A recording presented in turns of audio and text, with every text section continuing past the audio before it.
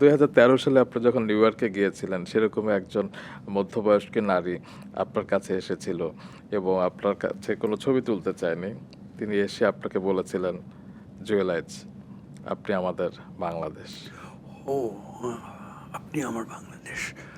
হ্যাঁ, এটা হুমায়ুন আহমেদ সম্মেলন এবং আন্তর্জাতিক বাংলা বইমেলা, এটায় আমাকে ওখানে নিয়েছিল প্রধান অতিথি করে।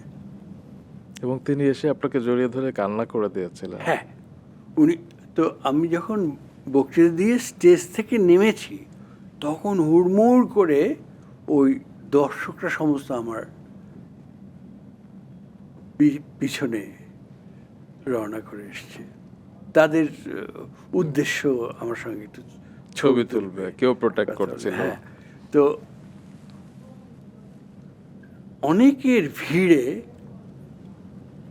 হঠাৎ এক ভদ্রমহিলা আমার সামনে সোজা হয়ে দাঁড়ালেন। খুব পার্সোনালিটি সম্পন্ন মানুষ, দেখেই বোঝা যায়। জি। উনি এসে দাঁড়িয়ে সোজা হয়ে আমার মুখের দিকে তাকিয়ে বললেন, আমি আপনার সঙ্গে ছবি তুলতে আসি। শুধু এবং কথাই বোঝা যায় যে উনি খুব অর্ডিনারি লোক না। তারপরে উনি বললেন, আপনি আমার বাংলাদেশ